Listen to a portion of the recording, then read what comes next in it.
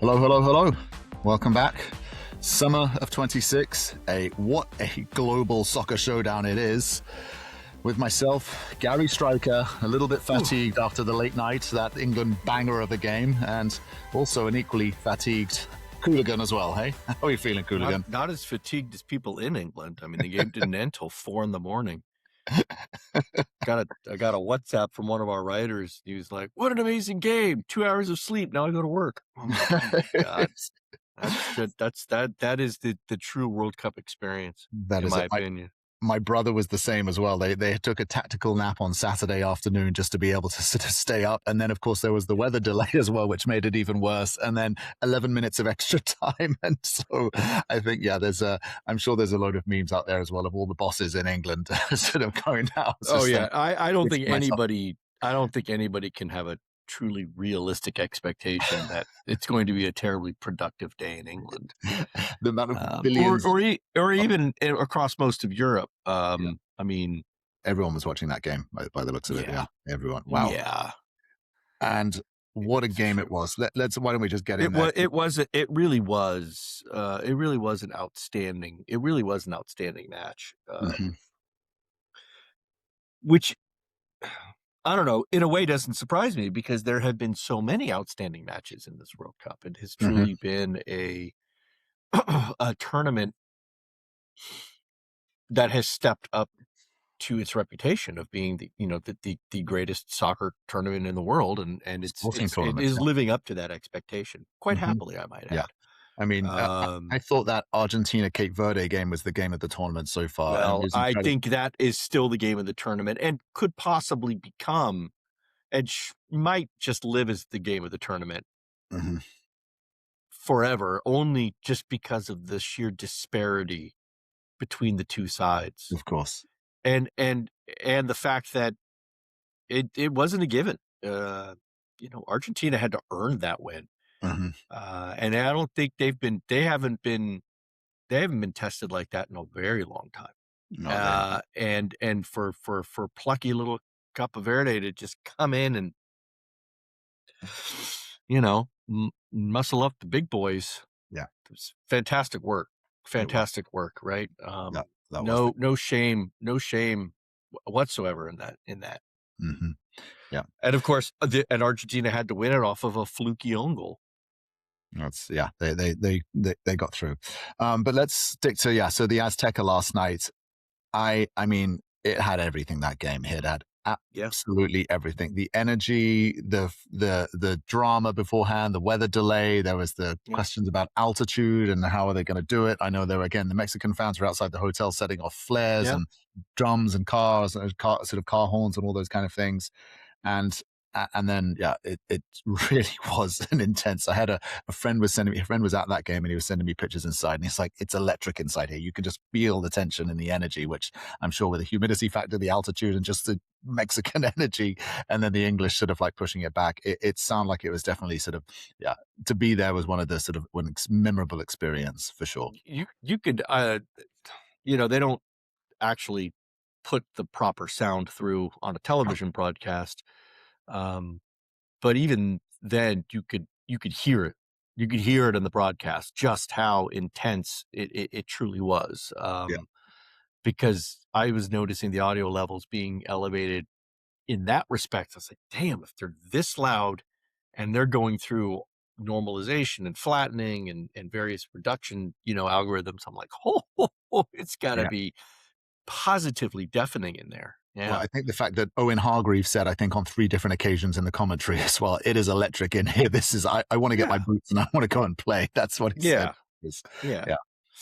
No, and rightly so. I mean, it's a quarterfinals. Should be big, should be huge. And of course, the Azteca always brings its environment into play there. But good job on England. Right? Yeah. I mean, England seem to have this right back curse seems to be haunting them once again, right? Whether it's through injuries and suspensions as well. So of course, Kwanzaa played in that right back position, covering obviously for the injured Reece James, and then who was the other right back as well? Was he suspended or he was injured? I'm losing track of all the right backs as well and where they're going. I don't know. There's been a lot of talk about injuries in the England camp because there was one particularly notable one. Jordan Henderson, right? Was it that one? I mean, old guy for a player for a player who didn't touch the pitch. He had quite a dramatic day because he received a yellow card. Jordan Henderson received a yellow card for being out of the technical area and yelling at the referee, and then broke his arm. Is that what it was? Confirmed broken arm? He broke his arm. They showed it. It was horrible. I saw he tried to jump the hoarding, slipped, and his arm snapped. I was like, "Oh, dude, no, he's done. That's it. No more World Cup for him." That's his World Cup over with, right? Yeah. And I'm going to tell you something. I don't think who's he play for? Brentford. Yeah, Brentford. Yeah. Brentford ain't going to be happy. Well, of course they're not going to be happy. Well, they're never happy when any player gets injured on international duty, but for the fact that he hasn't even touched the field inside the white lines officially, it's that wasn't the smartest move there as well. Hey, the excitement got to him. It really did. It really did. No, just so you know, they don't actually have a right. The only other right back they had was Livramento, who got injured before. Right, he was injured in the pre-warm up. That was it. And the only other stated right backs that they have, Konsa sometimes plays right back, right? Mm-hmm. And then Jed Spence. He's the last one standing. And Spence will play left. He usually plays left, but he can play right if he has to. Yeah. But yeah. I mean, well, and let's be honest, Tuchel got some stick for that. There were a lot of people who said he didn't have enough right backs. Yeah, and he left Trent at home, and all these reasons and all that sort of stuff. Trent wasn't even the front runner. It was the I believe it was the young kid out of Newcastle that was being entertained on that one. Yeah, Ben White. That's it. Yeah, it was So Arsenal's Ben White. Right, he was a candidate. Mm-hmm. And you could have done James Garner out of Everton, right? He was also he also plays in the position. Then listen, both of the top players, guys. I mean, and I know it's hard. You got to pick one, but and then of course, you could have put Lewis Hall. He's a left back, but you could have had him and flipped Jed over to the right, and other things. But it's the World Cup. People play wherever you put them. Put them in goal, they'll play in goal. They'll play. They'll just get on the field. They don't care. They just want to play. So yeah. Anyway, they don't have them. Tough luck. Any other stiff upper lip and all that? Rock. Any other highlights from the game or sort of players that you that were sort of notable for you outside? I know everyone's kind of like this dust is settling on just the festival of a game that was. I don't know if you had anything else on there, Qooligan. I mean, listen, Harry Kane, hero and villain all in the same game. First player World Cup history to have taken and converted a penalty and also committed a penalty. I don't believe that's been done. I'm not sure that's been done before. So I have to go back and double check, but certainly hasn't been done in this World Cup, and I'm not sure how many times it's happened before that. Mm-hmm. And the two England goals were beautifully worked. Just stunning. That first goal was a masterclass in Counter-Strike, right? From Pickford, spotting. I believe it was Rice. It was Declan Rice. It was Declan Rice, spotting Declan Rice out on the flank. Yeah. Giving him the ball on the run. Rice taking a beautiful drive at pace. Spotting Saka wide, and then him making the cross. I mean, it's three touch. It's a 3-touch counter attack. Yeah. And Harry Kane also smart as well with this. I think Thierry explained it right as well. Number 9 goes to the front post, number 10 goes to the back post, and he just created the space and said, "If he comes picture perfect." Absolutely. I mean, that's one of those things there that strikers don't often get a lot of credit for the movement that happens off the ball. But it is, but I called it out in the Mexico game. The very first Mexico game was the exact same way. When Quinones scored his first goal, the only reason that happens is because Raul Jimenez is making the run making that run to the front post. He creates that space in the back. That's textbook. Any striker out there listening, that's your job. Your job very often is to run without the ball, create lanes for all your other teammates. That's your job. Right. And then, of course, when you get the ball at your feet, put it in the net. Of course. How good was Jude Bellingham last night? I don't think I've seen him that well, but he was phenomenal. He was truly at another level. Truly at another level. World class. World class. I mean, everywhere. Just not. I know he scored the 2 goals, but putting those aside, which were both counted and valuable, but just even there was that.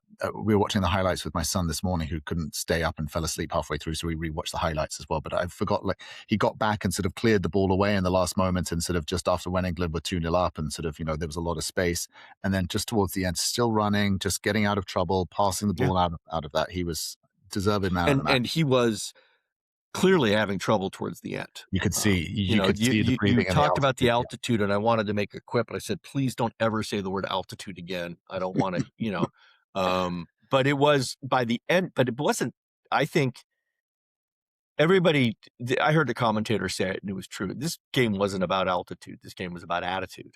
And in that sense, England brought the business, right? They weren't noticing the altitude.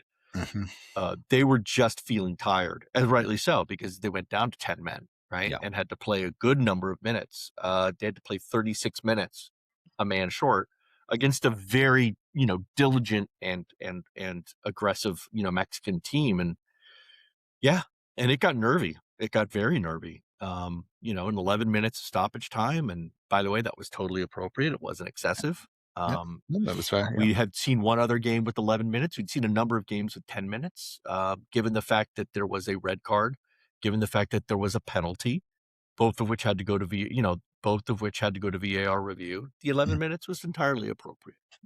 Yeah. Jordan Pickford was fantastic in goal as well. I mean, he saved. He was three Jimenez shots or headers really well. And if it wasn't for him, I mean, it could have been a sort of a fight. And I think that his card was pulled early.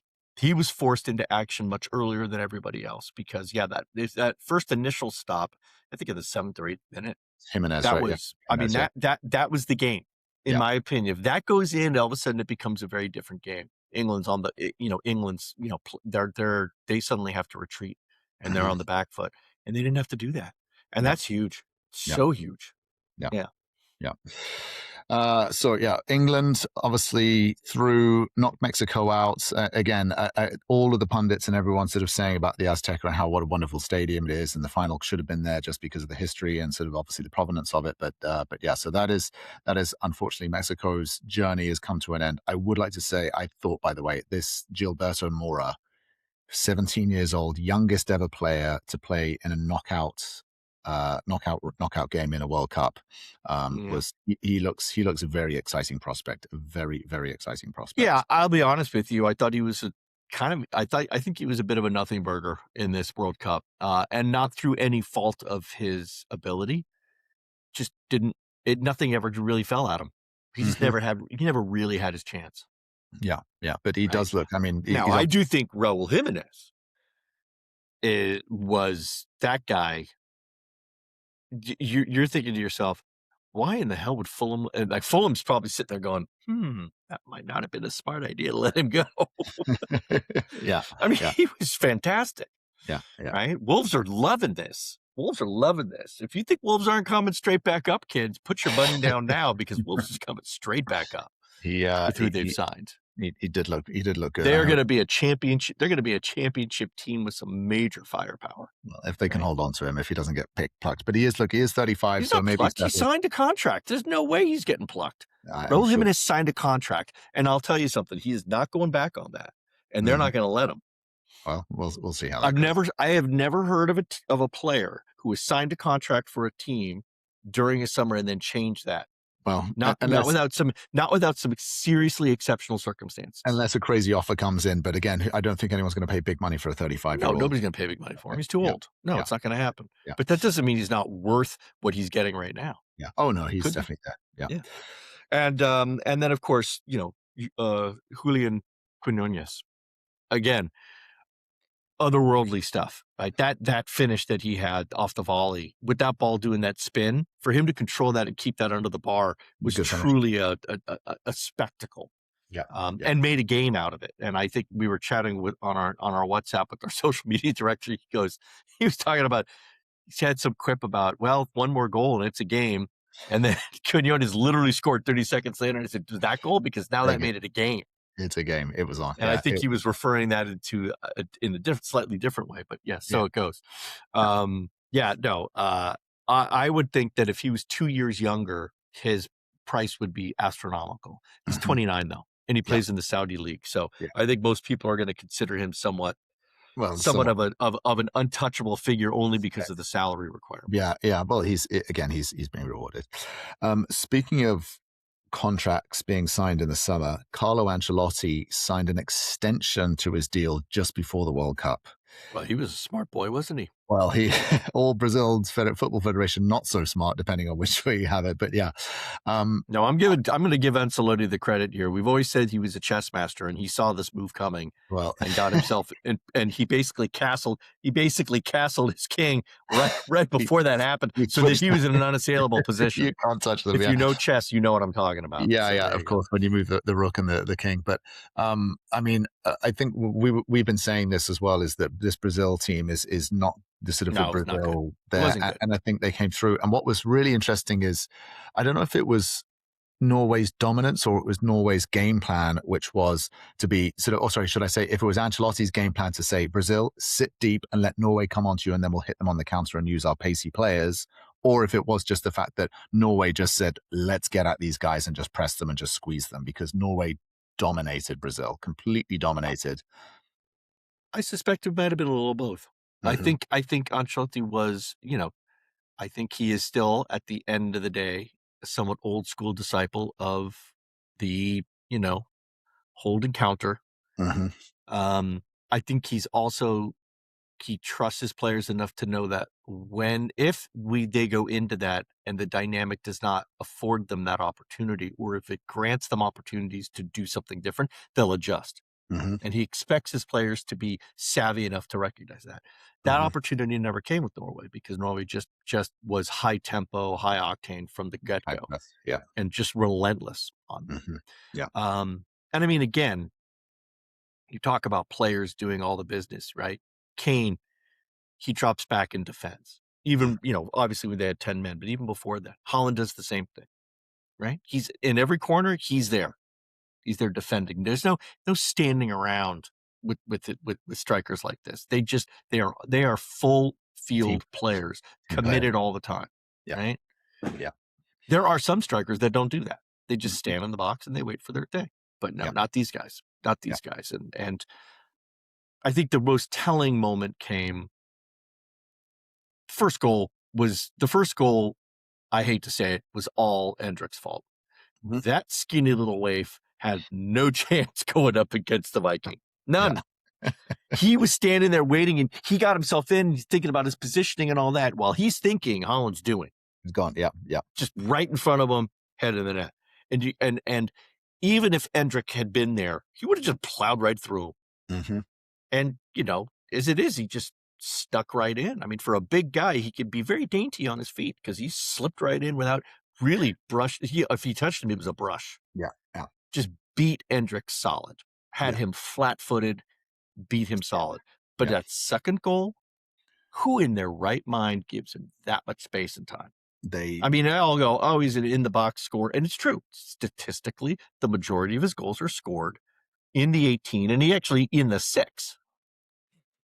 But he was like, oh, by the way, I had been practicing something on the training ground and you didn't know about it. And there it was, just a laser. It's the thing that impresses me the most about Haaland is just his movement, right? And again, I watched this with my son, and he's like, well, there were a number of times where Norway were attacking and Haaland wasn't even in the picture. You couldn't see him. And he just kind of really hangs back a lot, and he makes these late runs into it. And just the timing of them just seems to work out really well. That's like on top of his physical ability, his striking ability, his eye for goal, but just his movement and his positional awareness was something that I think is probably one of his strongest sort of elements. It really is impressive how you don't see him in that third of the camera. I completely agree, and I think that's the sign of it, and that's something that you can't coach. That's instinctive. He knows that's something he just has learned.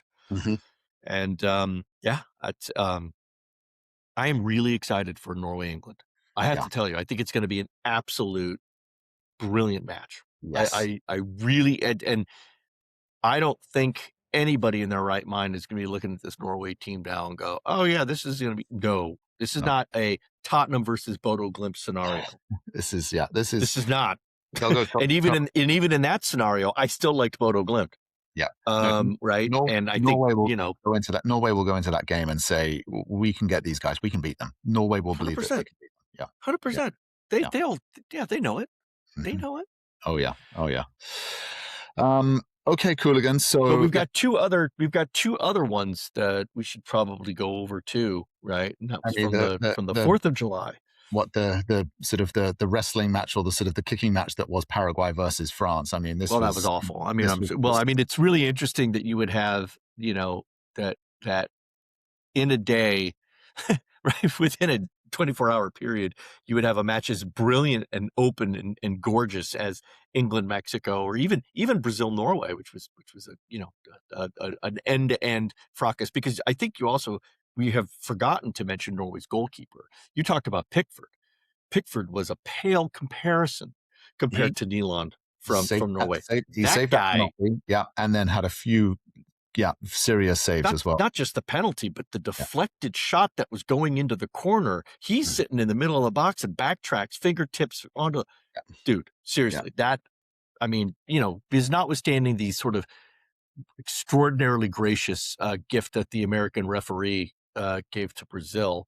I'm not sure why the United States referee is being nice to Brazil when the Brazilian referee did not show the same courtesy to the U.S. But all the same, you get, you know, if one of those had gone in and they were going to 2-1, that decision, that referee would have changed the whole tenor of the game, and it's entirely possible that Brazil would have gone on to win that. But that goalkeeper deserves laurels. I don't know if he was man of the match. They probably gave it to Haaland. I'm not arguing.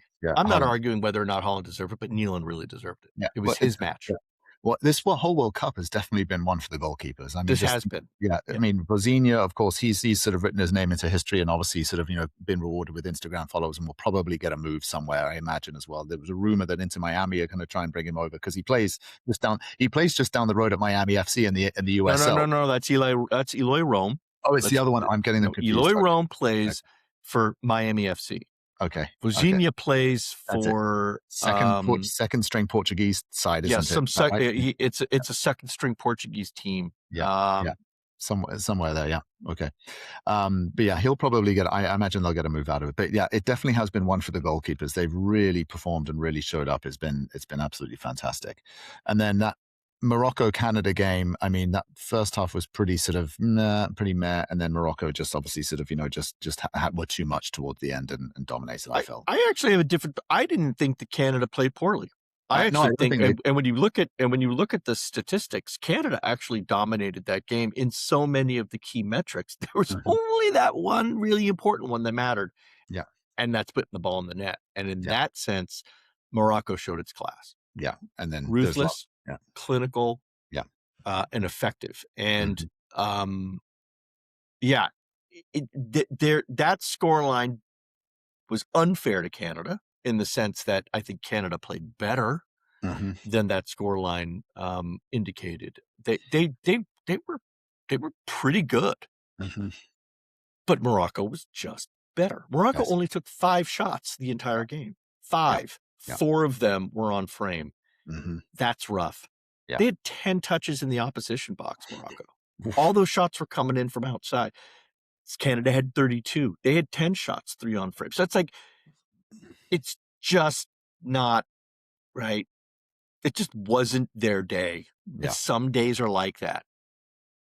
Right? Yeah. Some days are like that. Morocco seemed to be coming strong at the right time when they needed it, because they certainly didn't start this tournament well, particularly in the groups as well. I know they weren't sort of as impressive as we were expecting them to be, but they do look as though they are coming into their own, particularly knockouts coming. They were doing just enough to move on. Classic tournament soccer. And now they're looking, and they are going to be up for that France battle like you wouldn't believe. I mean, this is wow. Well, it's a repeat of the semi-final last year's last tournament semi-final, which will I'm sure they'll have something to say about it, and that is going to be they will. Yes, they will. But no, listen, Paraguay France was. It was disgusting. The worst game. And I don't think there's going to be even a close second to. I mean, there were some games that were boring. It was just frustrating to see. This was not a boring game. This was a maddening game. From anybody who loves the sport, this game was maddening. It was you who said in the group chat as well, isn't it? Like Paraguay got 0 yellow cards in that game. Is that correct? That's correct. They got no yellow. And anybody who. And by the way, you talk. We're probably going to talk about refereeing controversies, but this Uzbek referee, you won't see him again for the rest of the World Cup. This is that guy was truly like the man was just truly clueless. It's like he didn't even really understand what he was doing out there. I mean, he got the basic stuff right, but it's like, really, you and the entire VAR crew. Miska Lars's like punch at the guy. They gave a red card for that in the first game against in Mexico, right, to the South African player. Yeah, that's and it. You missed that. Oh, yeah. How did you miss that? I don't understand. I mean, it was as clear as day. And then the player that got punched got the yellow card for like just doing an innocuous shove afterwards. I was like, whoa, ooh. I agree. I mean, speaking of referees, that Mexico, it was an Australian referee yesterday for the England-Mexico game as well. I thought he handled that occasion very good. He was very good. He recognized that there was a lot of, I mean, the fact that he gave Declan Rice a yellow card after 55 seconds, again, that's the occasion getting inside of him. Rightly so, absolutely right. And then all of a sudden it's just like, there we go, calm down, otherwise you're off. Right? Everybody else suddenly realized, this is going to be again. He got the guy in the face, and I have seen games where that could have been a straight red. Thankfully he was visibly pulling his foot back. He was really trying to not, and the other player came in. Yellow card, totally fine, fully appropriate. And kudos to Declan Rice for for recognizing I'm on one. I'm just going to be chill because he was very low key for the rest of the game. Surprised. I thought he was going to get substituted, but anyway, but I know I did too as well. I thought Tuchel would have subbed him, but he held on to him and he stayed on and even took off Elias Anderson, who wasn't on a yellow. So it just goes to show it's like he trusts Declan. He's like, okay, I know he does. Got a yellow, so no, that was smart. Okay, so the quarters are beginning to take shape. Obviously, we've got France-Morocco, which is going to be very, very exciting, and then of course we have England-Norway here in Miami. I'm going to try and go down to one of the fan parks, and this is going to be fantastic. By the way, the Norwegians, even my 2 younger daughters, wanted to do the row at the end of the game. They sat around the video. The 2 of them, like I've got a 6-year-old and a 5-year-old, go. It's wonderful. It's the type of viral thing that I can get behind. Yeah, it's wonderful. It really is. Okay, so moving on to the other remaining games that we have. We have Portugal, Spain. We've got always delicious, always a classic. I remember was it last World Cup or 2 World Cups ago? These 2 teams met, and there was a 3-3 thriller in the groups. I remember that Ronaldo scored a hat trick against Spain. Ronaldo, I do remember that because that was also the steely-eyed dead ball shot that he took. Yeah. Brilliant. I remember, and so I don't know if you caught this or saw this. Ronaldo in his press conference announced that this will be his last World Cup. So thank goodness that's finally drawing a line under Ronaldo, and I think he's recognizing that he can't go on forever. And so so this could be the very last time we see Ronaldo in a World Cup. So absolutely, I'll definitely be watching this. I think Spain, to your point, you've made this Spain. We're the only team now who have not conceded a goal. So correct. Portugal are going to have to really get their work cut out for them, or work together as a team to have even a chance of getting through here. So we'll see what happens, but I suspect Spain should comfortably win this. Not comfortably, but should get through this one. But again, heating passions. This game could. Again, these guys, what are they playing in Texas? So they're playing indoors as well, so it'll be air conditioned. I don't know if you have any other thoughts on this, but it should be no. In fact, I'm looking to see who the referee is going to be because they should be announcing the referee should be public at this point. Yeah. Because they usually announce they'll announce all the referees. They usually announce the referees 24 hours ahead. Oh, it's Anthony Taylor. Okay. Oh, okay. So no, I think that's going to be fine. We all know how the English referees are going to go. Yeah. So that's okay. That's good. And then I'm not saying it won't be without controversy, but at least Anthony Taylor will pretty much have control. Well, I don't know. It depends on which club team you support. Because I know as a Chelsea fan, there's a conspiracy that Anthony Taylor is not appreciated amongst the Chelsea fans. He's a Manchester United lover, is supposed the rumor. But we'll see It's how not that going goes. to. I mean, Yeah. first off, Chelsea fans, just shut the hell up, and it's not about you right now. So come on. I'm just saying, sort of knowing his reputation and some of the previous things that have said. And the then, of referee course, in the U.S. one is he's an interesting one. He's a Jordanian referee, Makhadma. I mean, okay. I'm Yeah, going to go back and look at some of the stuff that he's been doing, but he's had some interesting games. yeah. If I'm not mistaken. Yeah, the referees are going to have a thing. So let's get into the US. So obviously, it was announced yesterday that FIFA, and you wrote a really wonderful article just explaining and breaking When down. is this, not that? Not That's that, what I want to know. And look, and at first, it's funny how I took a little bit of time to reflect on this Qooligan, and I think your article had a really big impact on my thinking on this one. At first, from this, obviously now I'm naturalized, I'm here in the US, and obviously sort of American family and kids, and you want the US to do well. At first, I was like, hey, great, Balogun is back because it's rumored that President Trump called Infantino and That's said, not rumored. That's not well, okay, rumored. well, That's now fact. Everybody knows. That's fact. it's that Too many news organizations have confirmed the float. that Yes. not just let me him. get my point out. Literally, there's a Yes. whole flotilla. But keep going. So, Keep going. so at first I was thinking, this is great. We get Flo Balogun back, who's probably been one of the US's star players, aside from Pulisic, when he's sort of fit and able as well. And he thought, this is great for the US because they get sort of one of their better players back. However, after reading your article on hooligan-soccer.com, by the way, go and check it out as well. It was absolutely fantastic. Obviously, you broke down really well the rules of the game and obviously sort of all the different sort of variations of sort of when this has been applied. Is it Article 26? Article 27. 27, forgive me. Okay, correct. Article 27. Yeah. Now, the thing that sort of really got me after reading your article, and I thought, and it seems there's like a Rubicon that's been crossed now where all of a sudden there is political pressure being applied to the governing body to essentially put their hands on the scales and try and sort of manipulate, if you like, or sort of, give themselves a sporting advantage in the way. And to your point as well, like, I don't believe it was worthy of a red card, and it definitely wasn't a red card, but it was a red card. And so it does feel as though, as I say, it's not, it kind of brings into sort of question the integrity of the game. And to be honest, like, FIFA and particularly Infantino should have held the line here and should have been a little bit sterner here and actually said, no, the rules are the rules. We're going to bend this as well, right? That's correct. And so I know Belgium Federation are appealing it as well. And of course, again, similar to sort of of course, consider similar to the Mexico, Argentina game. There's going to be all this noise about altitude and fans and all these kind of things as well. And this is the noise around it. But this is the altitude. This is the noise, right? This is the noise around it, exactly. So, and it will be questionable now if Balogun does play, and let's say he scores the winning goal in the 90th minute as well, right? This is where all of a sudden the sporting integrity of the game suddenly, the sort of the Overton window has been shifted just that little bit, or quite a lot, depending on which way you look at it. It's quite a lot. It's a big shift. Yeah, it's a big shift. Yeah. And so your article actually sort of changed my perspective because, as I say, at first I was like, this is a good thing for the US as well. Yeah, let's go and kick some ass. But for the overall sort of integrity of the game, it's not a good thing. It is not a good thing that political pressure is being applied from political statesmen to basically sort of overturn and review rules. And I know there's rules, and of course, and to your point, I think the thrust of your article, which was basically is that the rules say that suspensions can be reduced, but they have to be served first. Is that correct? Or there's something that has to be served? Can you expand on that? I'll be honest with you. The law itself and the articles itself that I reference are pretty crystal clear, but they also do not explicitly prohibit the action that FIFA took. And this is a really interesting point. And it's a subtle point. It states unequivocally that anyone issued a red card must serve a 1-game suspension. That's the clarity. But it never says that can never be reduced.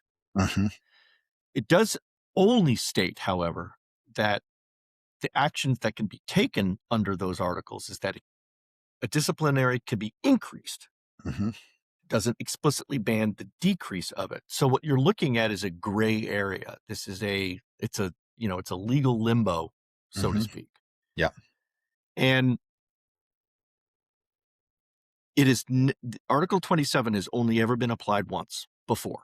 right? That we know of, because also FIFA doesn't always publish all of its. I saw something like it was done in the 50s or the 60s as well. No. This 1962 in Chile, it was done, but that was an Article 27 because Article 27 didn't exist. That was literally a government calling up and saying, "You've just banned the top scorer from the World Cup from playing." That was it. Put it back in. It was Pele. Was it Pele? Right? Was it? No, it wasn't Pele. It was a player whose name began with. It was a Brazilian player, but the name began with the G. I can't remember. It was Jorginho. That's who it was. Yeah, I think it was Jorginho. But that's not this. That's different. That's pure political pressure going on and influencing something else.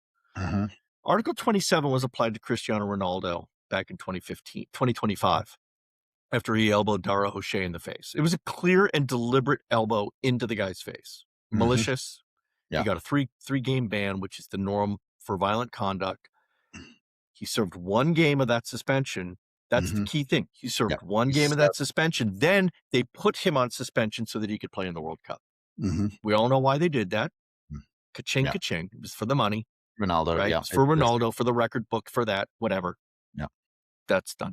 This is different because he hasn't served his suspension. That's where the nuance is. Yeah. If they wanted to do something, and this is where the timing of everything matters. If FIFA really thought that there was a gross, that the referee Rafael Klaus had made an egregious error and that the VAR had acted in an egregious manner, and they thought that there was something else that was going on, they could have,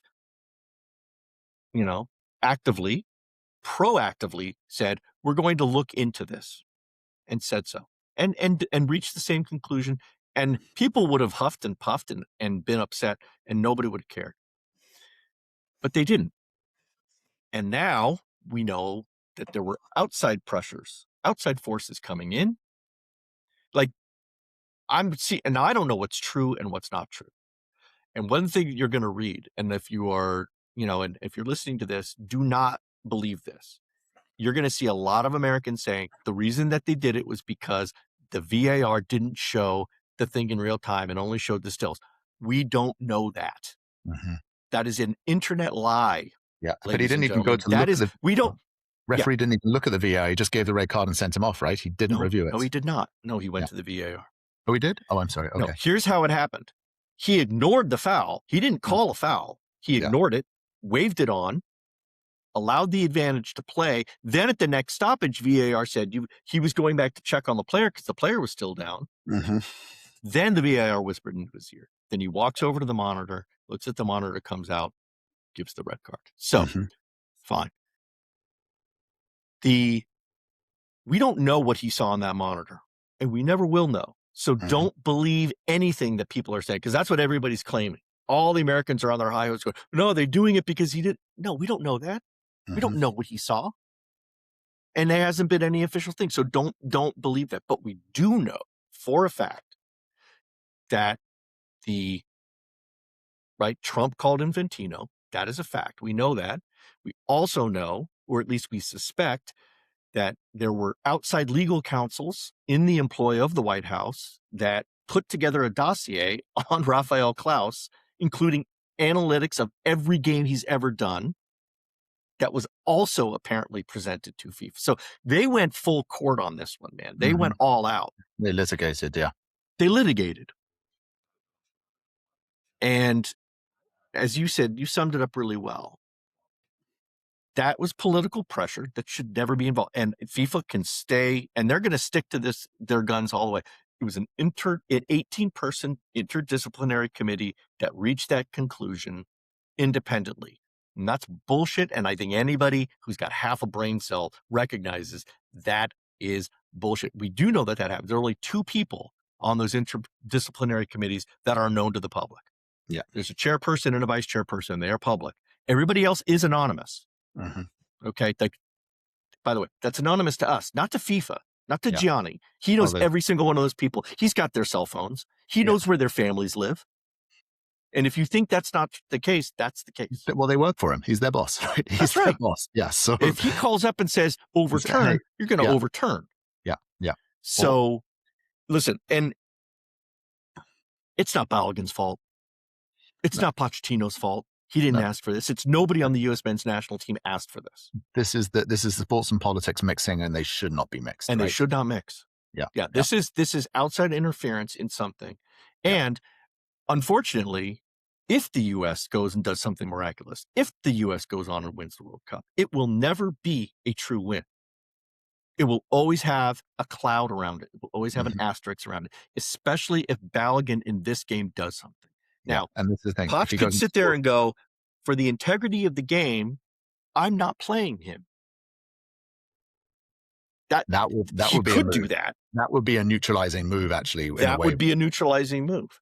Now, but also as a coach, when you are given this opportunity, you must take advantage of it. If you feel that you have an advantage with him on the field, you have to put him on the field. I feel for him both ways, and I will not pass any judgment upon Pochettino if he takes either one of those actions. Because, listen, at the end of the day, his job is to win. Well, and if he thinks Balogun is going to help him win, you got to play him. You play your best team, absolutely. You've been handed a new hand.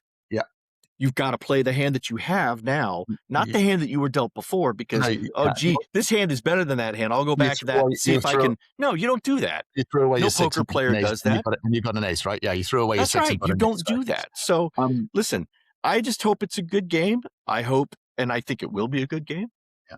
I think Belgium's going to be tough. Belgium is going to be fired up, by the way. They feel aggrieved, and I agree. They should be aggrieved. It's Maybe not this is the right thing for them. Yeah. Right? But they still have to win on the field. U.S. still has to win on the field. The game still has to be played, right? Yeah. The game still has to be played. So let the game play. Let's see what happens. Let's see what happens. There was something else I just wanted to touch on, and we haven't discussed this, and I'll share it with you. I don't know if you knew this as well. So Pochettino, obviously, as we know, became the U.S. manager. Do you know that when he became the U.S. manager, or let me rephrase this. There is an American billionaire investor called Ken Griffin. I don't know if you're familiar with this name as well. Yeah, right? He's the guy who's underwriting his salary. Oh, yeah. So you know about, I didn't realize this until I heard this the other day as well, because the U.S. Soccer Federation only they don't have the amount of money they're paying. There's not that much money in their bank. Yeah. They had a budget for $500,000 a year or something, salary. And so Ken Griffin came in and basically underwrote it and said, let's get the best one. Pochettino paying him a $6 million a year salary as well. Yeah, being underwritten by private capital. I had no idea about this. I didn't realize this as well. And that's how they've got them. And look, it's from the perspective of sort of making the US sort of a force on the US soccer world and all those things as well. But yeah, fascinating. I didn't realize it. And you should check, and you should also check where, similarly, you should check where Ancelotti's $10 million is coming from, because he makes more. He makes $10 million. And the Brazilian Federation. So who's underwriting that one? Who's some Brazilian soccer fan who's like, I don't know. I haven't done the research, but I guarantee you that he's getting paid by some deep pocket people too. So we've got a world now where private money is coming in to obviously stimulate, if you like, And it's entirely possible that the Brazilian Federation has that much money. I mean, that's a big federation. Sure. And they might have planned for it. They might have done special things. I don't want to throw any accusations on the Brazilian Federation for doing anything that's shady. I mean, I know. And by the way, I don't know whether or not what's happening with Pochettino is shady. Although I do find it suspect that same Ken Griffin is the same Ken Griffin that also initiated all of the action. According to the rumors, Ken Griffin was the one who called Trump and told him about the red card. Well, look, he's financially invested, and look, absolutely. And again, using the outside, again, this is where it's sort of like the sporting integrity sort of gets a little bit. I would also check the poly market things and see if anybody made big wins on that red card getting over. Oh yeah, I've heard about this one as well. Yeah, there's some insider. I'm just saying, it's like there's. Right? So big news flash: FIFA is corrupt. The game is corrupt. Well, everybody sort of knew it, but they've always been able to at least put a veneer of something, right? Yeah, and like if anything, if Ventina goes back to all the money we make goes back to the game, that's just standard line. This is he can't use that line in this scenario. This is a dangerous precedent that they broke. And I think we're going to see there will be more Article 27s coming out now, if you follow, because now every single one of these things is going to be reviewed.